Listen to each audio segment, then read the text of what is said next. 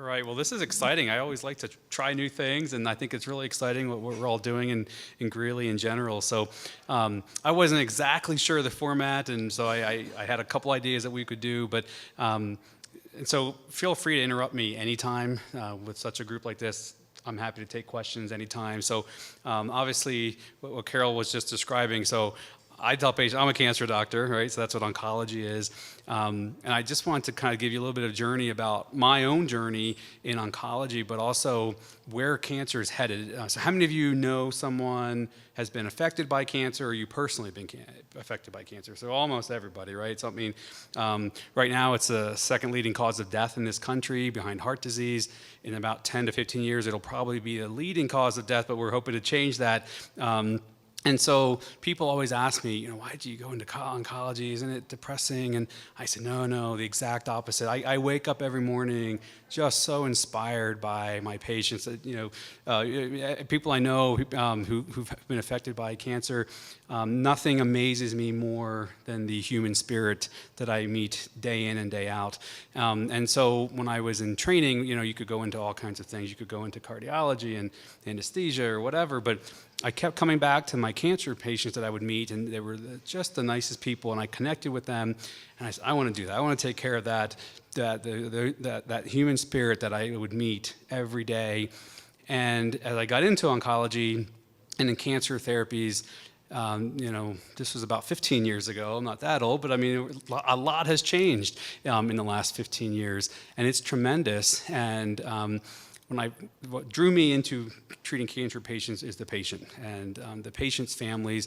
I quickly realized, seeing myself, I could say, it's one of the few specialties left in medicine, I think, that you know your patient and you know their families and you know their families' families, and I love that. And I think that sense of community, what you're trying to do here is great. And in medicine, we're very fragmented. One doctor does a scope on the right nose, the other doctor does a scope on the left nose, right? And I just was like, man, I wanted to do more, but I wanted to be able to take care of patients and their families, like Carol was talking about. So that kept drawing me back into taking care of cancer patients. And boy, the science was tremendous. I mean, at the time, this was again 10, 15 years ago, and you look at the progress, and I wanted to talk to you about the progress in cancer. Tremendous. I'm still astonished. It's hard to keep up with, in all honesty.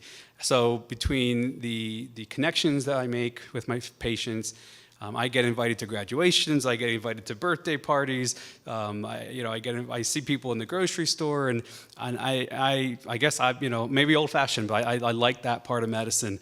And so that's really what drew me into oncology. The science behind it, though, has also been tremendously captivating, and I want to just tell you about that and kind of help you understand. So as I was finishing the Army, and I did a lot of research with different drug companies, and realized very quickly, wow, this is really picking up pace here. And so as I was getting out of the Army, I did 11 years in the Army, and in hindsight, I'd be retired in about 3 years by now if I had stayed in. But I didn't. I got out, and we didn't move at all. We stayed in 11 years in one place, which is not usual in the Army.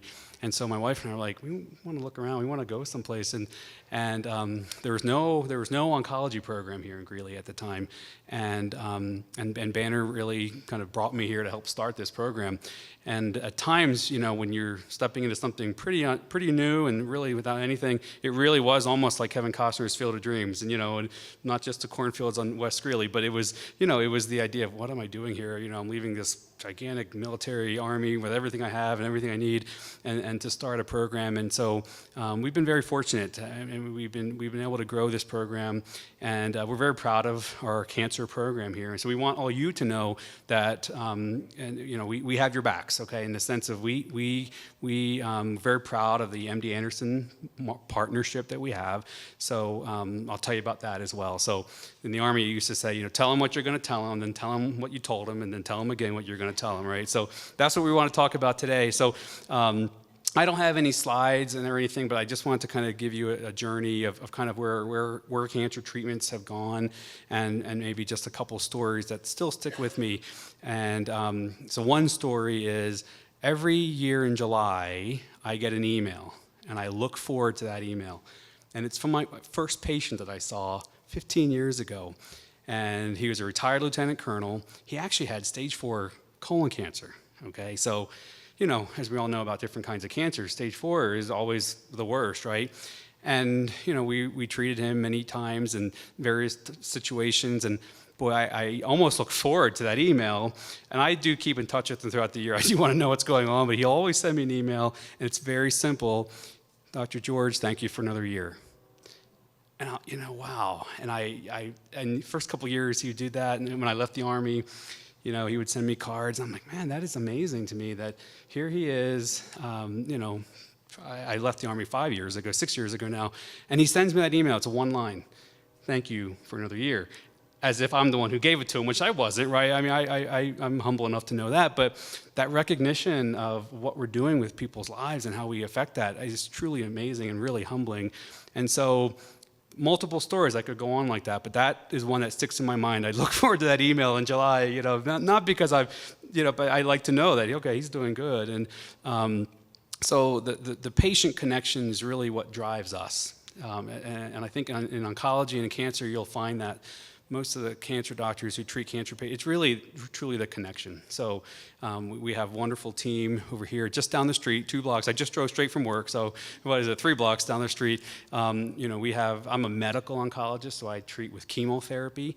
We have radiation oncology who do targeted therapy, and we even radiosurgery and CyberKnife. You may have heard all those terms. We have GynOnc, so that's women's cancers. We're the only ones in northern Colorado to have true women's cancer surgery, so ovarian, uterine, cervical cancers. They're specialized. That's all they do. Before we started that program, you'd have to drive to Denver to get an ovarian cancer surgery. Okay. Actually, just this week, we have a very highly trained cancer surgeon who will operate on very high-level cancer surgery. So liver, esophageal, pancreas, those are difficult, hard surgeries. Up to now, we drive to Denver, but now it's right here in our community. So as this Greeley development's going on, we're doing the same thing in our cancer program. And so very highly trained, highly skilled people, but we love our patients. And so that's what drove me into oncology, is that patient connection. A lot of times, and you see people a lot, you see them weekly sometimes, and all of a sudden when they're done therapy, it's a joyous occasion. We have them ring a bell to celebrate that. And I sometimes, I can tell they're getting a little emotional. And I'm like, it's okay, what's wrong? And they'll say, well, I just gotten so used to coming in here. You're part of my family. What am I going to do? We'll see you in 3 months. Don't worry, we're not going anywhere. But, we really do connect. And our nurses, our chemo nurses are tremendous. Such heartfelt, loving, caring nurses always inspire me. And I know my patients are in good hands when they're getting their chemotherapy. And so I do want to give you that sense that even though I'm standing up here, this is an entire team that we're talking about. And we're here to serve you. We're here to serve this community. We are bringing very high-level cancer care to this community, or have brought high-level cancer care to this community. And again, very proud of that. So the MD Anderson issue, it took us about 4 years in the making, and about 50 trips from Houston to here. There's a lot of patients that go from Colorado to Houston to MD Anderson. Well, you can walk 3 blocks now, right? So we are all MD Anderson faculty. We have MD Anderson research protocols. The way our clinic is even remodeled has been from the MD Anderson protocol. So the care you're getting here is an MD Anderson level care. Right, so we're proud of that, and I don't mean to boast too much, but that is the reality. That's right down the street, and that is part of this development. Right, it's part of we have access to the best cancer care in the country. So moving on to other things too is just cancer in general. So one thing I have done is I've really watched and learned from cancer patients. And the relation that you need to happen. I mean, when I walk in that room, I shake someone's hand. That look in the eyes. I mean, there's about 30 seconds there that I need to connect with them, right? Because what's happened already, right? They've gotten a call, maybe 1 or 2, probably at 6 o'clock at night from one of their primary care doctors. Hey, you got a minute? Right? They've gotten that call. Yeah, yes, something's there. Yes, we need to look into something more, right? They've gotten that call. Probably a couple days later, they've had another scan scheduled or a biopsy scheduled or something being done to them. A couple more days later, right, they're waiting for some results, either a call or something has happened. Oh yes, it is what you think it is. Yeah, we'll take care of it. We'll get you in to see our cancer team. You know, a couple days later now, we get them in pretty quick. Finally, they're sitting there behind that door that I'm about to open. So I recognize that, and I think all of us do, that, hey, this isn't some doctor's appointment that you're just going to, right? All that has gone on. Meanwhile, in addition, what are we going to do with our work, right? How long? What's going to happen to me? Can I go back to work? Who's going to pay for this? Is my insurance going to cover? How, where am I going to go? So all this is going on, right? And all of a sudden I walk in, and I got about 10 seconds, maybe 30. We will take care of all this, right? So that is probably the hardest part of my job. The science and the cancer treatments are complicated as heck, but that initial connection that's the hardest part of my job, in all honesty. And I enjoy my job. I enjoy it a lot, but it's hard to, I know I see it every day, and in many terms, I'm trying to connect with them, treat their cancer, but there's a lot of other things that we all have to deal with. And so, again, with our team, we have financial navigators who can help us with that. We have care coordinators. We want these things done quickly. Nobody wants to wait days or hours for results. And we have teams that talk about your cancer care together in what we call a multidisciplinary fashion, where everyone's talking about your case. You don't even know. You're not even there. And so that connection is really what drives me. And I wake up in the morning, again, I come home just amazed, truly amazed with that human spirit. It's not an easy thing, and we have the ability to do great, wonderful medicine, right? But that human connection, we need to really continue to focus on, realizing very early that these are our families, these are our neighbors, this is our community, and people are just you shake that hand, and all of a sudden, okay, we'll take care of it, right? That's what we need to let people know.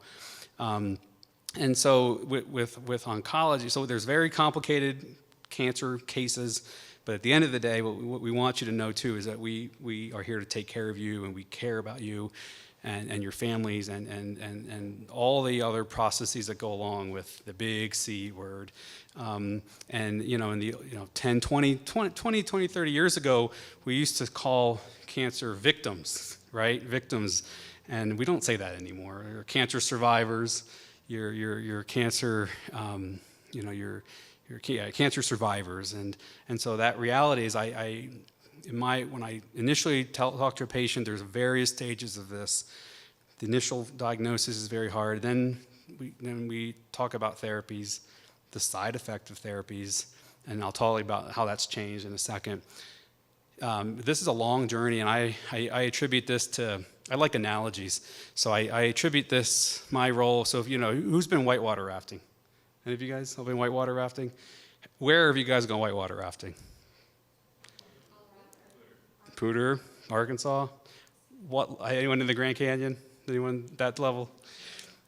What season have you gone whitewater rafting? Like when the water was high or when the water was low? No. So you've gone when it was high. It's pretty scary, right? And cold. So when you got in, so you booked this trip. You walk up to this river that's raging, right? This is my analogy of what what the cancer patient goes through, and then this is my role. So you walk up to this thing, and oftentimes you don't know the level of the river. You don't know how deep it is. Sometimes you don't even know where it's going, right? You don't know where they're going to pick you up from. You hope they pick you up, right? And then they often make you carry the raft. What I always sound like, I paid for this. I should just go sit into the thing, right? So you carry the raft or whatever, and luckily it's pumped up for you, but that's fine. But you get in, and what's one of the first things you do, either on the bus or as you're getting off, what are you doing? What are you looking for? Who are you looking for? You're looking for the guide, right? You're like, okay, who the heck is going to get me down this thing and bring me back here, right? So that's my role in this, right? I'm the whitewater rafting guide, because actually the patients actually are doing a lot of the lifting, right? But that first 10 seconds, they're looking to say, okay, can this guy get me down that river? But what the other thing is too is what happens in that whitewater rafting adventure, if you want to call it that. So you don't often know where the true end is. You understand that there will be an end. Now, that might be a cure for some. It may not be for others. But you go through, and the guide says, and you've picked up an oar for the first time in your life, probably, right? You never you pick up this oar. You're like, okay, I don't know what I'm doing here. I'm going to sit down. I'm going to just listen. And a lot of times he's actually back there working hard, right? I mean, you don't even notice, and you're just, oh, this is great, taking pictures, and then all of a sudden you hear the falls and the rapids. And you're like, ooh, I better listen to this. What's going on here? So you've gone, everything might be fine in your journey. Oh, maybe once in a while you'll hear those rapids. You listen to the guy a little closer, right? And he tells you and you're like, oh man, I gotta really do this now. But then you let up. It was fine. That one was great, And that keeps going, right? It just keeps going like that. That's kind of what I see myself is, right? I'm a guide in this journey with you. Sometimes I'll be doing a lot of the heavy lifting. Sometimes you'll be doing it with me. Sometimes you won't be listening too closely, but sometimes you will.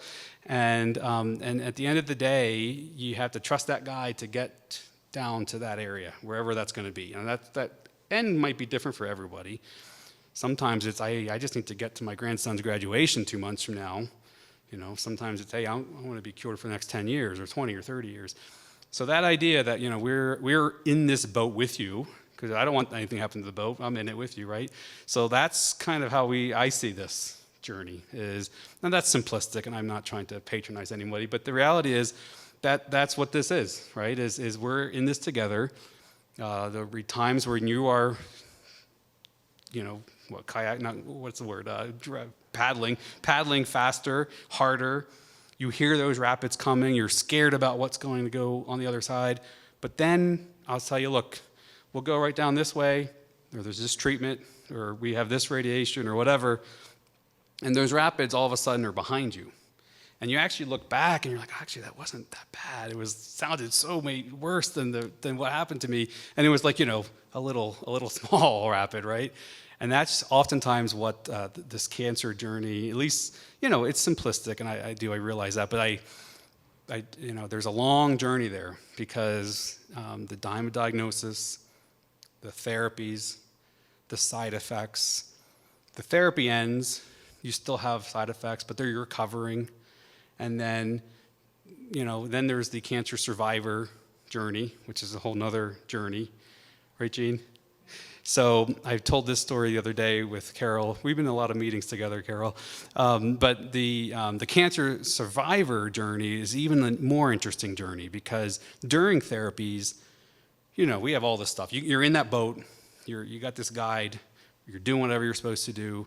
You're going through rocks, And I tell patients this sometimes is not a smooth ride, just like whitewater rafting. Sometimes it's perfect. The water's great, sun's out, perfect. Sometimes it's cloudy, it's rainy, you're going over the rocks. The water's too low, you're having to drag your boat out of the water, or it's too high, you're flipping over, and you're coming back, and you're getting wet. So yeah, it's not a smooth sail sometimes. But the cancer survivor journey is always an interesting thing because, again, I told you about patients who want to, they get used to us, this becomes part of their routine. But what happens when that ride ends in a whitewater rafting journey? Wow, you're like, wow, that was actually kind of fun. I wish I could do that again. It's going to cost me $200 to do it. But, but not that you want to go through therapy again, but the idea that you've had this structure in your life. And so the cancer survivor journey, I tell this story about, it's an old Greek mythology. This is one of my favorite stories. I tell a lot of my patients this, but it's called the Sword of Damocles. Have you guys ever heard of it? Maybe some of the professors from UNC, I don't know. So Damocles was a king, and one of his men in his court said, man, it's so great to be king. I wish I could be king. He said, okay, I'm going to throw a huge feast. My gestures and food and dancers, everything. It's going to be a huge feast. You can come to the feast, but you're going to have to sit in a special chair I have for you. And, what happened was the king tied a sword above him. And the sword was dangling, like these lights almost, dangling from a little thin thread of sword. And he was not a slave. He was not imprisoned. The true kind of meaning of the story is with great authority, there's great fear, right? Because the king wanted this guy to know, hey, it's not so easy to be king. But I twist a little bit because that's what a cancer survivor's journey is almost, right? You have this sword hanging over you. It's not touching you. It's never touched you. It may never fall. It might. It may never fall. But you have this huge feast of life to go after. And so, in the story, this gentleman chose to just kind of watch this sword above him, swinging there and hanging by a thread, but it never dropped on him. It never fell on him. And he didn't enjoy the feast. He didn't enjoy the party that was set before him. And he was more worried about that thing falling than actually. And so, again, simplistic, and I'm not trying to patronize anybody by that story, but the reality is that's a similar story for cancer survivors, is that fear of, boy, man, I don't want to go through that again. That wasn't a fun whitewater rafting trip. That was terrible. I don't want to do that again. I hope this never comes back, but what do I do? How do I prevent this from coming back? So, that's a constant. So I see a lot of patients who are 5, 10, 15 years out still, And so, and our technologies are a little bit better to pick up cancer at that stage, but in recurrences, but maybe not as great as they should be. And so it's hard. We don't have a test. We don't have a blood check, which we're working on. They're working on that. And maybe in the next 5 years, we will have a blood check for even small cells, which is the holy grail of all cancer follow-ups. How do you know my cancer's not come back? And so anyway, so that's kind of that journey of treatment and that whitewater rafting of, turning here, going here. It's not quite the trip you thought it was going to be, and then there's the journey of survivors. And so those are things that I've just learned, and kind of that's things, again, everyone has a little bit different philosophy on how we treat patients, but that's a journey that it's very familiar, I would say. No matter what your primary diagnosis was, that those phone calls, that waiting, that fear, we understand that. So let me talk to you now about where cancer's going, where we've come from. In the last 5 years, and really in the last 3 and 2 years, there have been an enormous, tremendous leaps in how we treat cancer. When I was training, melanoma, okay, we live in Colorado, a lot of sun, a lot of melanoma. It was one of those cancers that we could not treat. It was not sensitive to the chemo that we gave, and we knew it, and we gave an old drug. It was called interferon. I still picture patients who got interferon, and I wish I could go back and ask them for forgiveness because that's a terrible drug. But that's all we had, and it made people have the flu for a year. I mean, what a therapy. Barbaric. That was 10 years ago, and what we found with diseases like melanoma that were very resistant to chemotherapy, there's a whole class of drugs. They're called immunotherapies that are the exact opposite of our traditional chemotherapies. And what they do is, again, analogy. So in your car, you have a brake. Right? You have a brake, but all of us don't have the emergency brake or the parking brakes anymore, but a lot of cars have that parking brake or that shift brake. So there's different kinds of brakes, right? So what cancer does, our body's normal mechanism is an immune mechanism where if something's abnormal, we heal thousands of times a day. Our DNA is a zipper.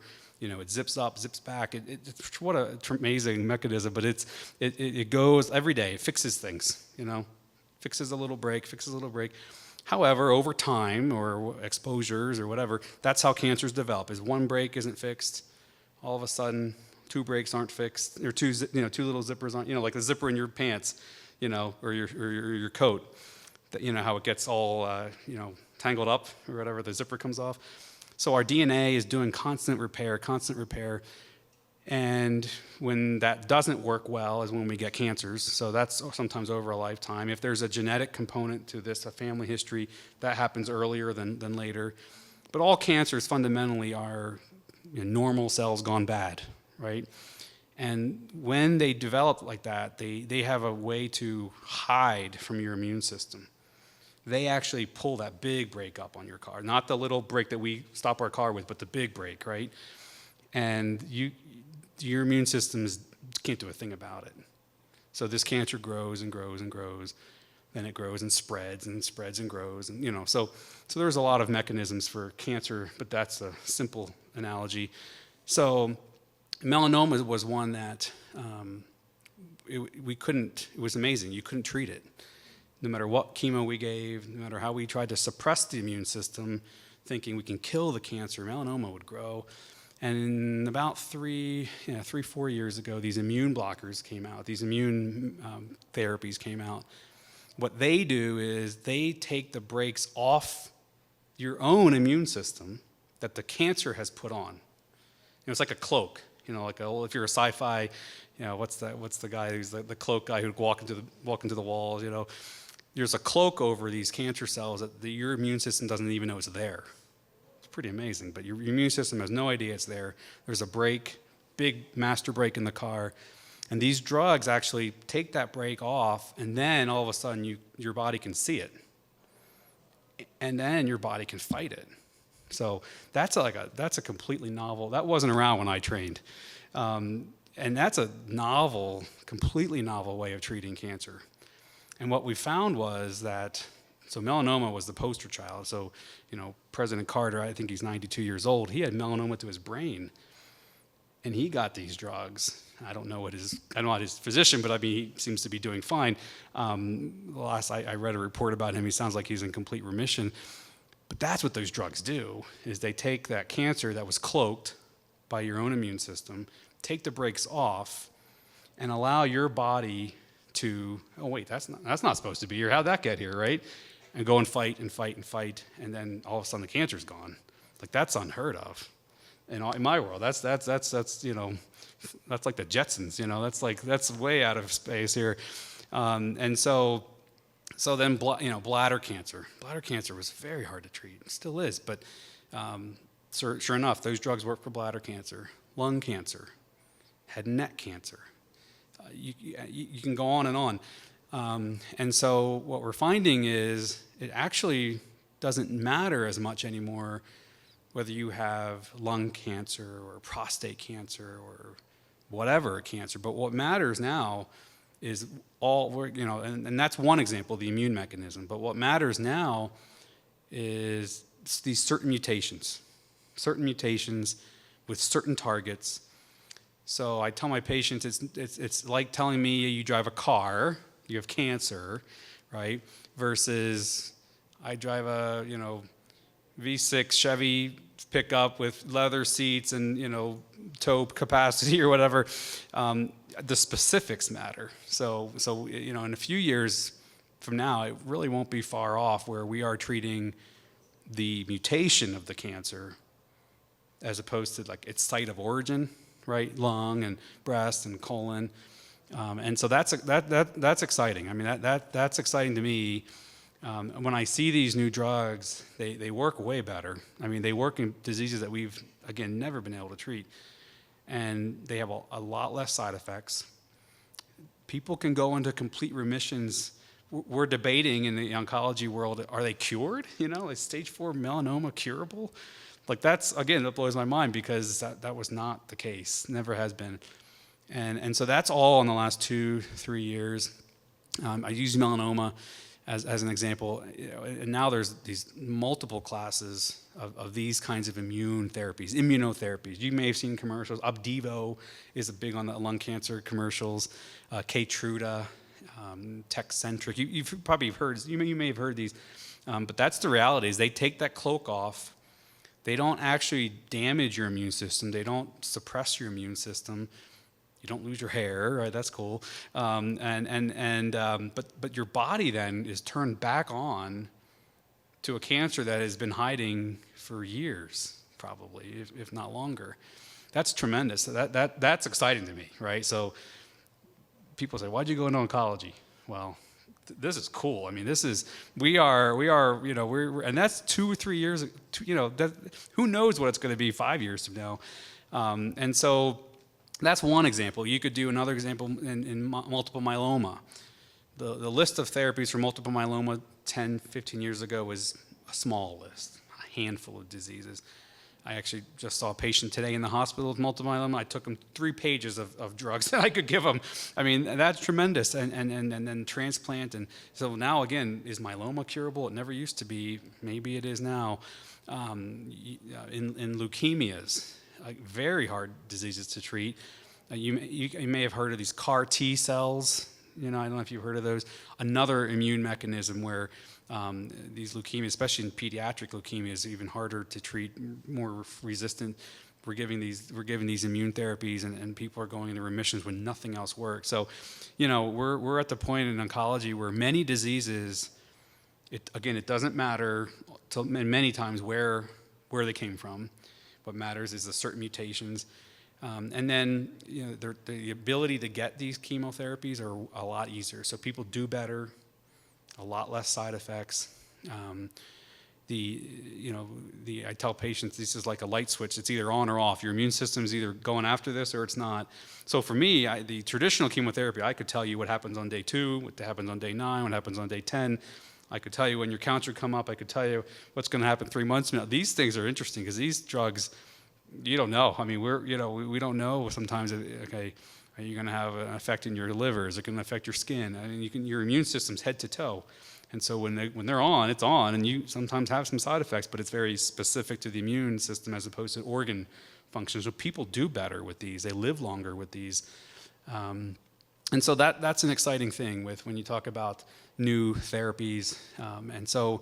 Again, just to kind of bring us back, why do I do what I do? Again, I told you about the patient connections, and I could probably speak longer about those, but that means a lot to me. When I go to the store and I see my patient, their husband, their wife, or not husband and wife, but maybe husband or wife, whatever, and their children, and I see them in the store, and they come up and give me a hug, and my kids always know, hey, was that one of your patients? They always ask me, yeah, that was one of my patients, and I'm proud of that. I love taking my kids places, and I see patients at the Stampede here, and I see patients, and that I love that. I love that sense of community, and so we do it for our patients. The science is tremendous. It's rapidly changing. And in a few years from now, we will be treating things, who knows, in many more different directions than we are today. And so, again, that journey is difficult, but we have a lot of new therapies, and I think people will do better with them. Just a last plug is prevention, right? Prevention still matters. So this is Breast Cancer Awareness Month. I actually do the Real Men. Gina always talks me into it every year. I can't get out of it. The Real Men wear pink. I'm not wearing pink. I'm wearing purple today. But anyway, I wear pink every day, usually for the American Cancer Society, for the breast cancer awareness. Breast cancer is a great example of screening and prevention. The cure rate for most breast cancers is very high, 90% if it's caught early. And that's what mammograms do. Not all cancers have that kind of screening. But again, the cancers that are available to screen, you should screen. They work very well. Breast cancer is a very good example of that. Mammogram, colon cancer is another good example of that with colonoscopies. Cervical cancer with pap smears, good example. So those are good examples of cancers that we don't even see a lot of advanced stage anymore, oftentimes because of the screening. What we see is a very early, so now the pendulum's shifting to, are we over-treating these women who have the earliest of early breast cancers, and are we giving them surgery, radiation, and we give them estrogen blockers? How much of that do they really need? All right, we've gone from preventing, catching it early, treating it full bore, coming back now and saying, well, maybe some of these women don't need all that therapy. So that's an interesting thing. Is sometimes less is more, right? If you certain age groups and certain kinds of cancer. So there's still a lot to learn, and so the American Cancer Society with the breast cancer research, all that's my point with prevention is it works, okay, in many cancers, but also the research funding, the federal funding, the private funding, that's how all these things are developed. That's how these immunotherapies are developed. That's how all these drugs are developing. So, when you look at the overall cancer survival and cancer cure rates in the last 30 years, they've only gone up. They've only gone up. All comers, everybody. Now, not everyone, I understand, but when you look at the people who get diagnosed and over years and years live through that, the overall cancer cure rate has gone up. So we have, I think I remember the statistic, there's going to be more cancer survivors than there are cancer patients. I think by 2030 is what they're estimating, meaning people are going to be living longer with different kinds of cancers. And again, that cancer survivor journey is an interesting journey that we need to be very cognizant of. But I think I just wanted to give you some highlights, and I'm happy to open it up to questions. Anything cancer related, I'm happy to help you out with. If you have any questions or any comments on your own journeys, I'd love to hear them. Those stories, those stories are real, and go ahead. There's a myth out there that Big Pharma does have many of the cures, but it is economically to their benefit not to make them available. Your perspective? Yeah, I don't know that that's true. I mean, I think I don't know. I guess there's a lot of myths out there. I guess partly is a lot of the research isn't necessarily only done by Big Pharma. So a lot of the big universities and MD Anderson, the research is collaborative. Okay, so we're part of many networks of research, thousands of patients. That's not necessarily owned by the pharma companies. But a lot of these drugs are developed in a basic science lab by a PhD, like a UNC lab or something, and a PhD student says, "I wonder, let's try this." So eventually that becomes a drug, and that becomes Big Pharma. But I don't know that that's the case. But that's good to have that language to yes. Hand to somebody that says. The other thing, would you respond a little bit to the advantages of MD Anderson coming to NCMC? We have a good oncology department now. Mm-hmm. How does this further benefit? Yeah, I'd be happy to. So patients in a large area, not just. Yeah, so I mean, earlier I said, we truly are raising the bar, raising the level of cancer care in this community.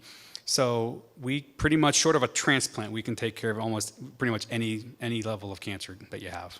Okay, so I started this program 6 years ago. There was nothing here, and when we started talking to the MD Anderson folks, we had to meet a certain level of a bar every time to get to the next level.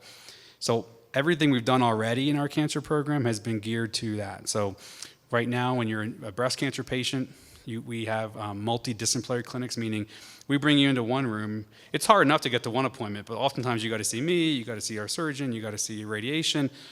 We do all that in one day. So we do multidisciplinary clinics, meaning you come into a room. If you're newly diagnosed breast cancer, you come into the room, we come to you. So that's different. You don't have to go appointment one day, take off another day of work, take off another half day. All three of us will come to you. You sit there, we'll take care of it. And so that's different. That's a big difference from an MD Anderson standpoint. We all get together and talk about this in the multidisciplinary tumor board. So the level of care is very geared towards disease site-specific. So lung cancer is our next target. GI cancers, women's cancers. So we're kind of subspecializing in that realm. So that's one issue. The access and our partnership with MD Anderson in Houston and in Phoenix. So if you want a second opinion, you don't necessarily have to fly to Houston. We can actually call into their tumor board, present your case for you, and see if there's any new data available right away, within a week. right? So we have access to our partners in MD Anderson, in Phoenix, and in Houston. So that's another issue is access to that care. The third big thing is the surgical specialty. So I told you there's 2 gynocs. We're the only, so Banner and we have one in McKee and one here, Dr. LaCour in CMC. And we have the only gynecological oncology program. So that's women's cancer, right? So that's ovarian, cervical, uterine cancers. They do the surgeries, they do robotics, they do the robotic surgeries, very high level surgeries. And that's the only, so if you want an ovarian cancer surgery outside this hospital, you're going to Denver, okay?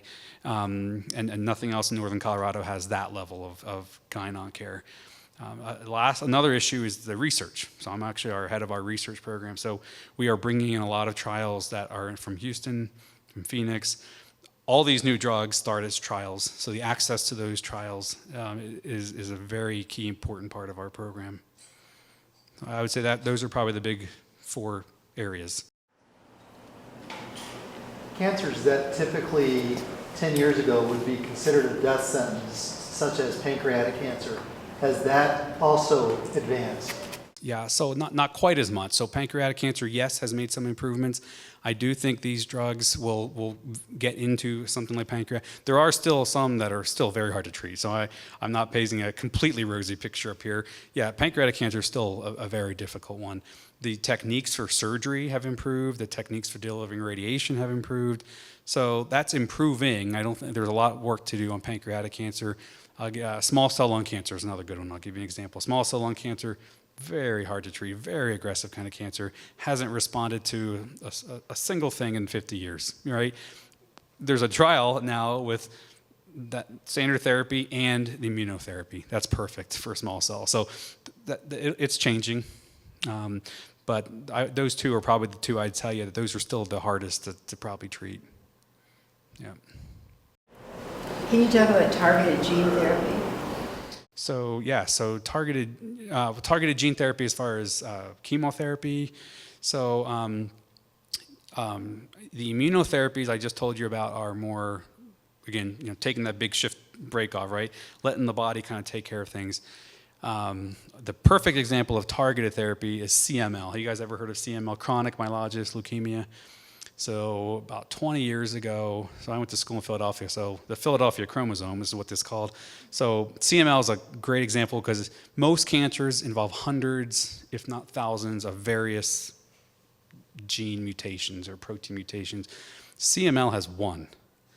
So 20 some years, probably 30 years by now, in the 90s, they can't, so with CML, it's a, we have our 23 chromosomes. With CML, 9 and 22 somehow overlap and form a new gene. It's called the Philadelphia chromosome. So it's called BCR-ABL, and that's the mechanism of disease in CML. Somehow a 9, somehow 22 connect, form a new chromosome protein. That's what CML is. So it's a leukemia formed from that one protein. So that gene, we knew what the gene was. Well, that's great, right? We have one gene, let's get one target, let's make it a pill. That's what happened. They did that, we did that. So there's a pill, the first one was called Gleevec, and what did it do? It disrupted that protein, okay? And we knew that was great, but what we didn't know, it actually reverses that. Like that's cool stuff, right? I mean, that's like, okay, now you have a gene abnormality and now you don't. So that's the ultimate gene protein, where there's one problem, and this, again, CML is a very unique diagnosis for that, but when we treat CML, man, now we have five pills that we can give people, and they go into remission, and now we have 30 years worth of data, and now where we're getting it is those people who were diagnosed 20, 30 years ago, can some of them come off? How many of them can come off that pill, right? And so there's been studies looking at, wow, they've been in remission for 20 years. That's awesome. But they're still taking a pill every day. So they're not quite cured. They're taking a therapy. So they've done studies looking at that, and it looks like about half of those patients are actually truly cured, which means half have to go back on the medicine. But that's interesting. I mean, that's a leukemia, and they took a pill, and they got cured from it. that's awesome. I mean, so that's the ultimate. Now so CML has its own special category in all of our hearts, because that's the be all end all of all cancer therapies. You take a pill and this gene goes away, you're cured. That's awesome. Other kinds of therapy. So for breast cancer, bring it back down to the real world, because CML is not that common, but it has this great, wonderful cure. So breast cancer, for example, HER2 is a gene that increases the cancer's ability to grow and spread. It makes it more aggressive. So also about 20 years ago, Herceptin, which is a monoclonal antibody, that's IV, and that's a very targeted therapy. So so we call all of this chemotherapy, just so you know. So there'll be chemotherapies, but then there's chemotherapies. So there's monoclonal antibodies. So if you want to hear about the science of that, that's pretty interesting. They actually take mice and help kind of inject these proteins into mice. The mice will actually make the antibodies attacking that protein, which is the HER2. Then they develop that in a way that can be given to humans. So that's what Herceptin is. It's a monoclonal, meaning one antibody. Okay, so it targets, and clonal means it's made from mice, from like a production, right? So again, the science is tremendous. So you have one gene that drives a cancer, and HER2 positive breast cancers used to be terribly aggressive. They still are. They're very aggressive. But we have these very good treatments now. They're actually, the outcomes of HER2 positive are better because of these treatments than HER2 negative. Not that you want to be HER2 positive, but if you are, we have very good treatments for them. So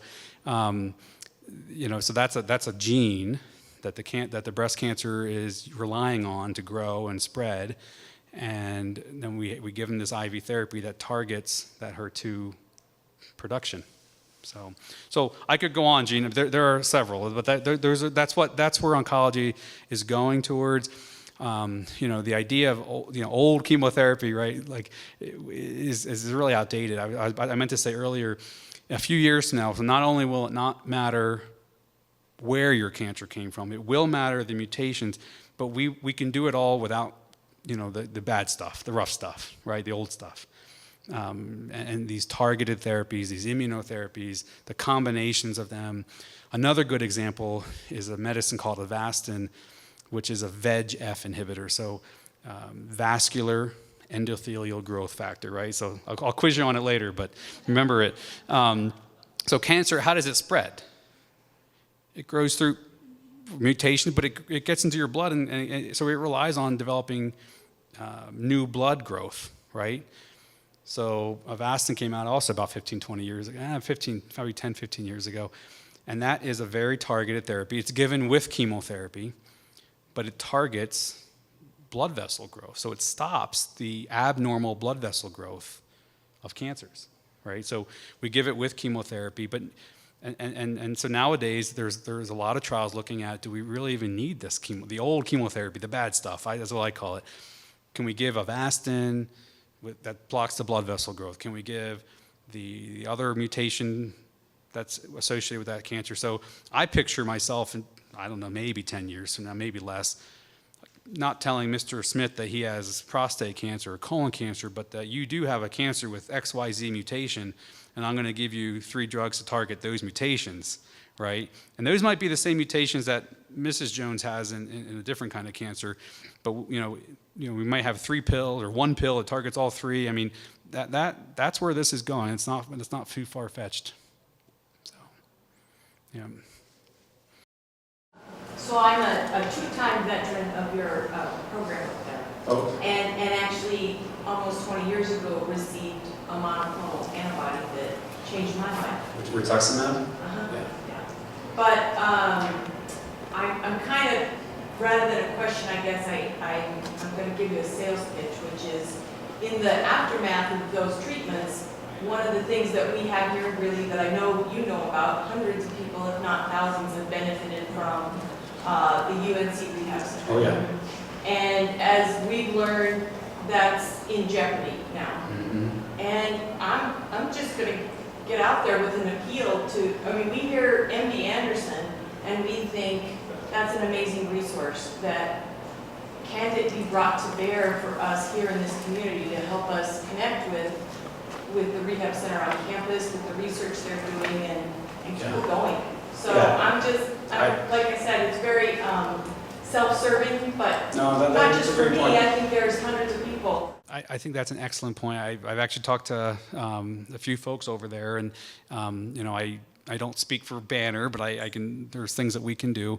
But yes, I think so. You know, we talk about cancer survivors and what that journey is, and in the old days, right, we would say you're going to be too tired to do anything. Sit back and just take it easy. You know, you're going to be too tired, right? Well, what happens is, and actually MD Anderson has led the way in the research with this, is it's called sarcopenia, which is sarco is muscle, so muscle thinning. Penia means small, thinning, right? So what happens is, and multiple studies have looked at this, is cancer patients in particular are very prone to losing muscle strength. When they lose muscle strength, they tolerate chemo less. So now I have a big incentive here. So I want you to get the therapy that I think you need the best. And if you're too weak or not strong enough to get it, that's to your detriment. So multiple studies have looked at maintaining strength during, and especially during, but also after chemotherapy. And so that's a very important part. Now, and at UNC, I send a lot of patients over there. I love it. I think it's great because the patients love it.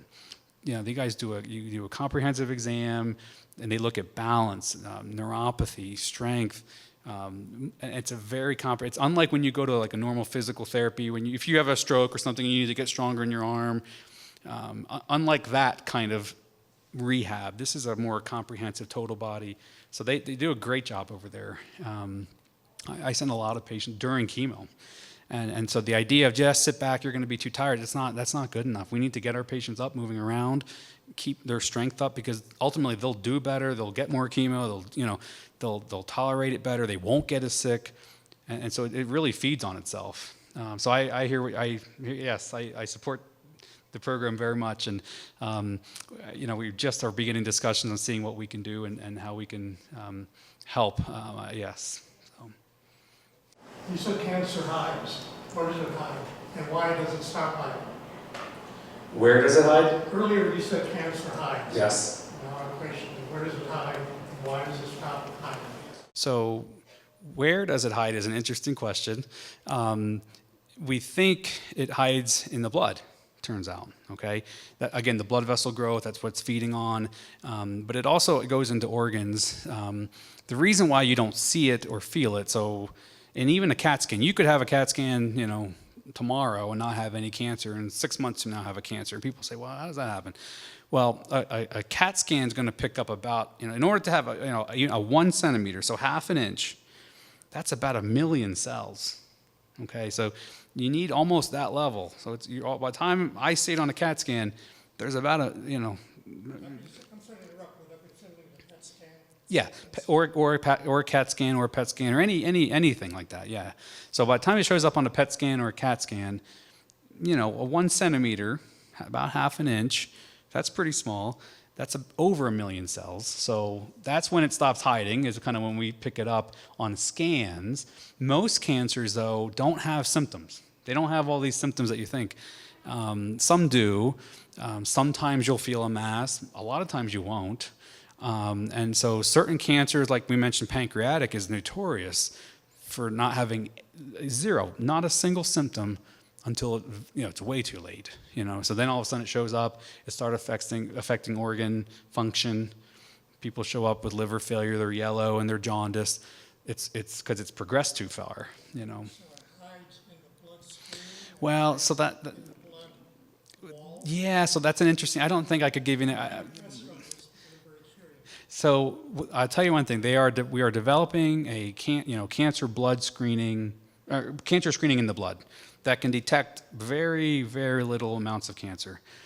But it can hide anywhere. I don't know that I can give you an answer. It can hide in organs that it comes from, right? So here's a good example. So if you live in Japan, your risk for colon cancer, very little. They don't have colon cancer in Japan. okay? If you take that same Japanese or Korean individual, move them to the US or a Western country, within 10 years, they do have colon cancer. Why? Well, their diet, so red meat, okay? I know we live in Greeley and I like my beef as just as anyone else, but you know, red meat causes colon cancer. So where is it hiding? It's not so much hiding somewhere, but it's That was your word. I know. I had melanoma here in 2007, I had it here in 2016. Suddenly I have it here in my armpit, and I have metastatic melanoma in my lungs. Yes. So where has it been sitting, and why did it decide to stop sitting? And melanoma is, that's exactly the issue with melanoma is, you know, it started up on the scalp or on the eye. This is sun damage, and this is sun damage. Right. Now it's Right. place. Melanoma that's been the issue. You know, I don't know I can give you an answer. I don't think we have an answer as to why all of a sudden it just went to where it did. I don't think I could give you that answer. But melanoma is one that years later, I mean, it could be 20, 30 years later, it can show up like that. You know, the good news is, like I just said, we have a lot of good therapy. Hopefully you're on one of them. But I don't know I don't think I could give you an answer to that as far as why it hides like that. Melanoma evades the immune system, and it does. I don't know why. I don't think I could give you an answer as to why that happened. Sorry, I can't. But yeah, melanoma does do that more so than many other cancer.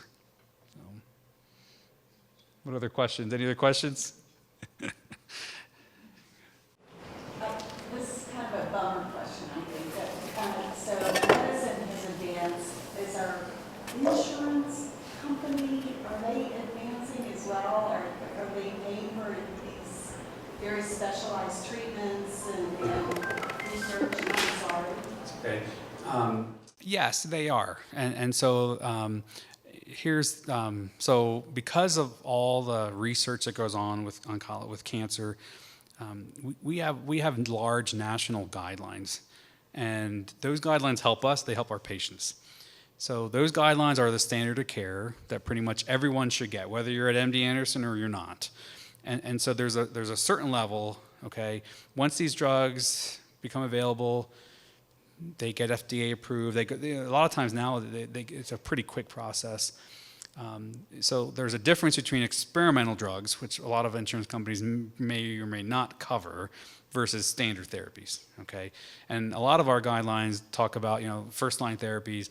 They don't limit us to, you know, if there's 6 drugs that are available first-line therapy. You know, and if we think one's better, so most of the times I don't run into problems from an insurance side of things.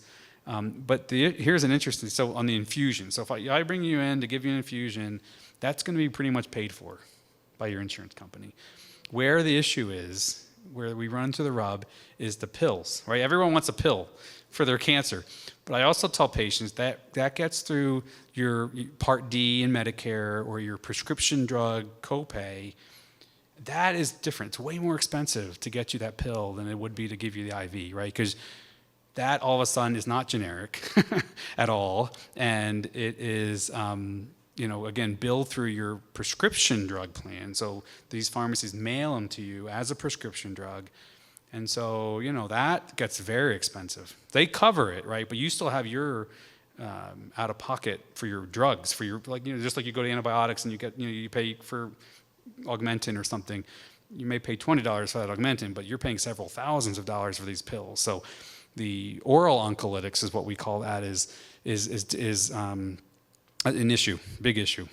You know, it's the out-of-pocket costs can be very high. So, you know, we have a staff that's what they do. That's all they do. They deal with the pill, chemo, and what's the insurance going to cover, and what's your out-of-pocket cost. And then Will Good, he's a great, one of our great staff over there. His job, I mean, he literally finds like all these grant money, you know, Leukemia Lymphoma Foundation, Melanoma Foundation, you know, the drug companies sometimes will, you know, so, I mean, a lot of patients have to rely on that. You know, it's very expensive to get you that pill, as opposed to the IV, that's all covered. you don't probably pay anything for that, out of pocket, So it's different, the way that's billing, and there needs to be something to change on that, because most of these medicines are going to pills. And that, everyone thinks, oh, that's great, right? And it is, it's convenient, but I mean, it's way more expensive. Do you find the insurance companies listening to the progress that's made with the advances in pills as opposed to other treatment methods? Are you making any headway? No, it's a big problem. It's all has to do with how they bill. There's not a separate, oncology drug prescription plan, right? So, Medicare is a great example. Medicare is a good insurance program. If you have Medicare, you're lucky to have Medicare in many sense of the word, but when your Part D kicks in, there's a huge donut hole, right? You'll probably all are familiar that you're going to have to pay several $1,000s before even that Part D kicks in. And these are pills that I just described to you, people take for years, right? 10, 20 years sometimes. That's an issue. So I don't know that the drug companies, I haven't seen much progress on that. I mean, of all the progress I just described to you, that's probably not one of them. Because, this all hit them probably. I mean, I don't know. I guess we could have another discussion. Maybe another topic can be redesign of our insurance system sometime. But I don't want to get into too much. But boy, it's a crazy thing. I mean, it's because of how it's billed. I mean, if we build it through our chemo infusion, it would be under Part A, and that would be all covered. That's great. But the Part D is a different issue. But Carol. So, as I understand it, cancer is like a gene mutation that can be caused by different things. So what about environmental factors or stress or bad diet or? So I think all the above. So people ask me, actually, remember that first handshake I told you, right? Within 5 minutes, someone's going to ask me, why did I get this? I know that. Maybe 2 minutes. What did I do to get this? I run, I'm a vegan, whatever it is. I mean, I often don't have an answer for you, just like you, sir. Why do I have this? I mean, sun exposure maybe for melanoma, but oftentimes it's a lot of different things. So most cancers are not hereditary, okay? 90% are not. So people think it's, so there's a small percentage that's truly hereditary, meaning it's, my grandfather, his brother, my mom, her sister, there are families like that, but most aren't, right? So if you go back to breast cancer, that's the most common cancer. When a girl's born today, she has a 12% risk for breast cancer just by being born, right? 1 in 8 will get breast cancer. What does that tell you? That tells you it's a lot of things, and I don't think I could tell you it's, certain things that she was exposed to. It's a lot. So it's diet, it's environmental. But, I've been amazed, too, because I see people take hundreds of supplements, and they run 50, 60 miles a week, which is more than I run in a year maybe. And, and then they get cancer. And then, the person who you think, there's no rhyme or reason to it. I don't think I could tell you. But, yes, there are certain things. So, sorry if you're a smoker in the room, but, lung cancer, yes, that's linked to smoking. But there are also people who get lung cancer who don't smoke, right? So I just gave you the example of the red meat from someone who she transplanted, someone who lives in Japan, bring them here. Within 10 years, their risk for colon cancer is just like the average person because of the diet. So there are things but there are also things that, again, if we all have that sword hanging over us in that sense, that sometimes I'm not too convinced that almost anything matters because, yes, we want to live a healthy lifestyle for other reasons, but I don't think I could tell you if you ran 50 miles a week, you're not going to get cancer. No one could tell you that. So I think it's a lot of things. It's environmental for sure, dietary for sure, combinations of things for sure, and then genetics a little bit. So and then sometimes it's just what happens is all these sporadic cases that are not hereditary. It's a lifetime of various things that add up, and then all of a sudden it doesn't take much. It's interesting because one DNA repair that didn't happen leads to 2 DNA repairs that didn't happen. It leads to 3 DNA repairs that didn't happen. and all of a sudden, years down the line, you get cancer. And that's a hard thing to explain to patients, to say,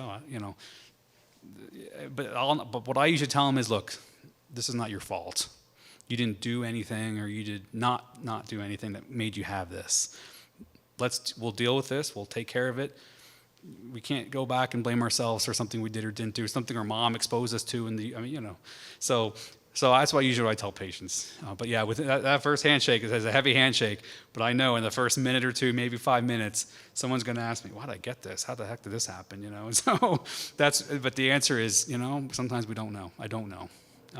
It's a lot of things, but we can't go back and blame ourselves. We go forward with the treatments that we have. Yeah, I want to thank you first of all for just a really fascinating talk.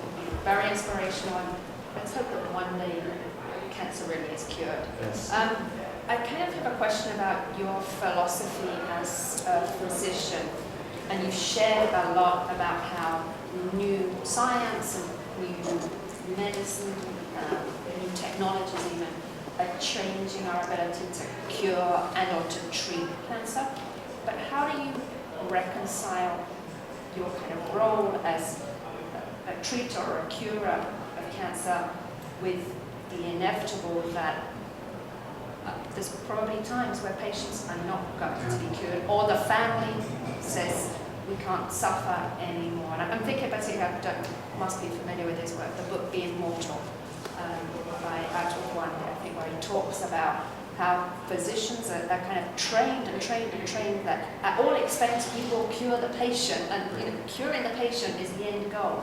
But sometimes the suffering is just so much, although I'm feeling very optimistic by some of the new cures that you've shared here. So how do you handle those? So, again, yeah, I will. So what she said was, how do you deal with? I'm putting words in your mouth, but how do you deal with the suffering that's inevitable sometimes? How do you, how do you bring together all these advances, all these new technologies, and at the same time, there are patients who may not be cured, or are suffering, and so you're going through all these advances, all these technologies. So how do you kind of bring that together?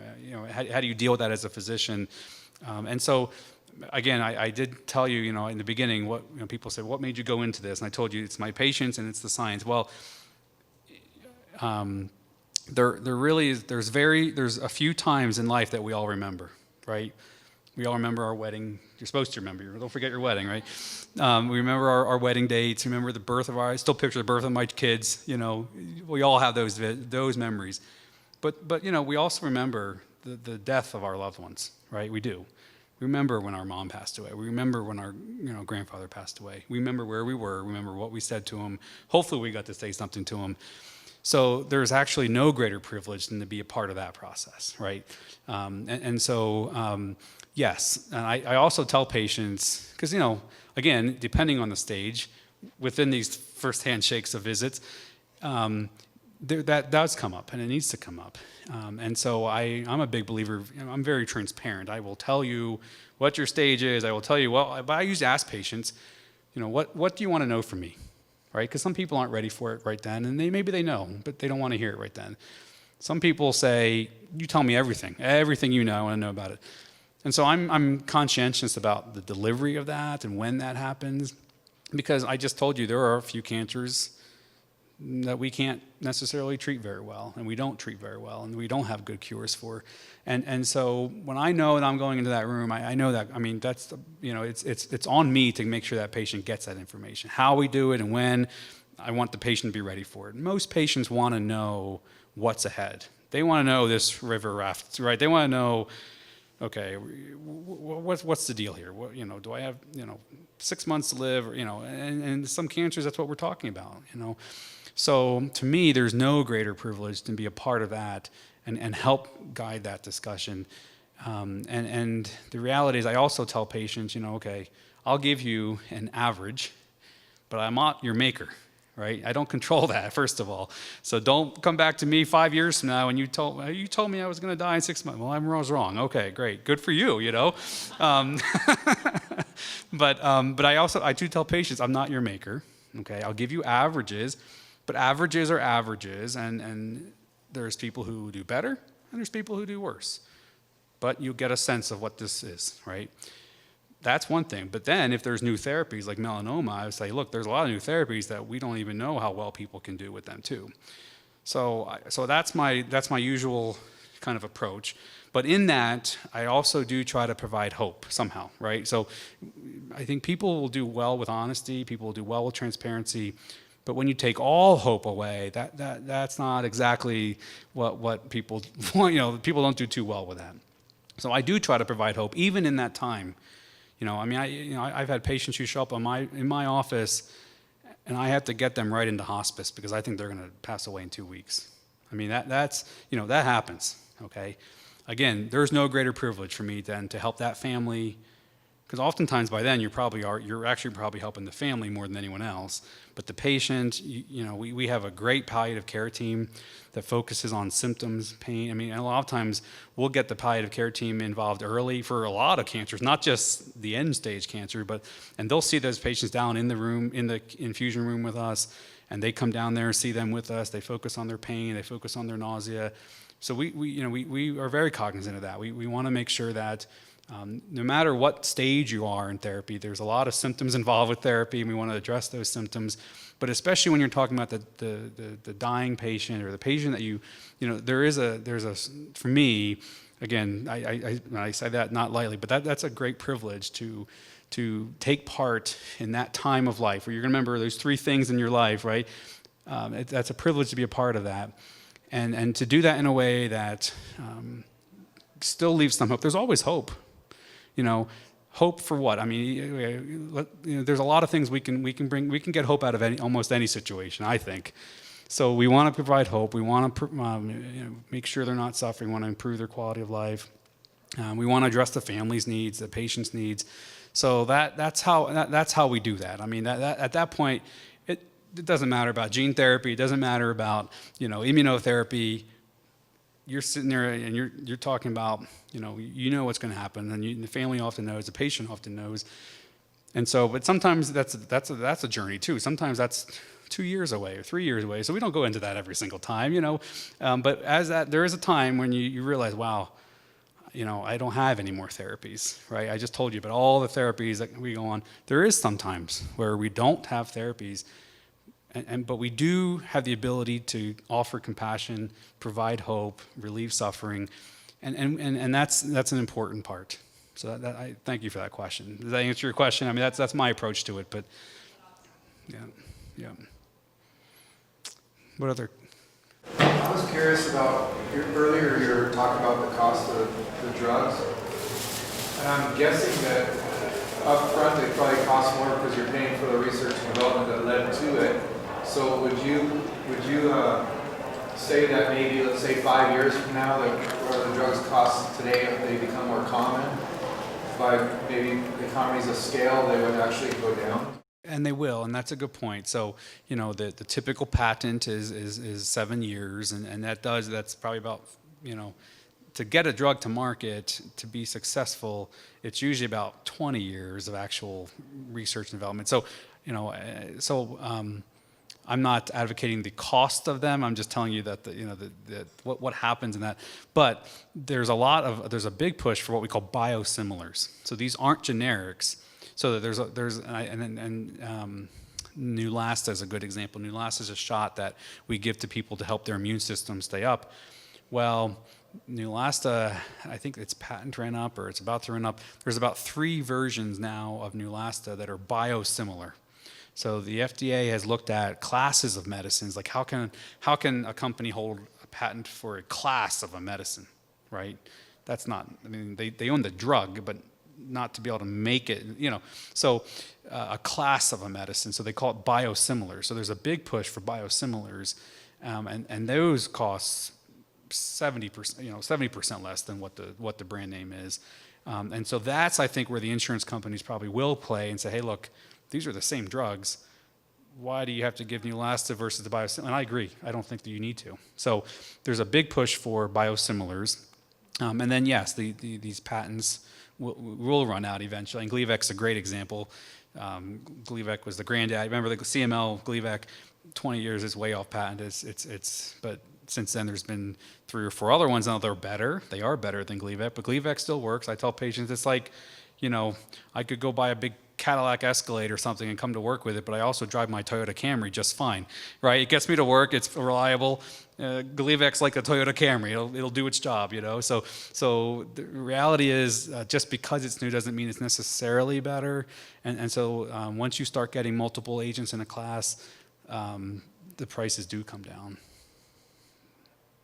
Yeah, you should have a whole nother talk about like insurance, you know, like how do we change our insurance and payment, and that's a whole nother another talk for another week, I suppose. But so any other questions? Okay, thank you. Well, thank you for having me. So.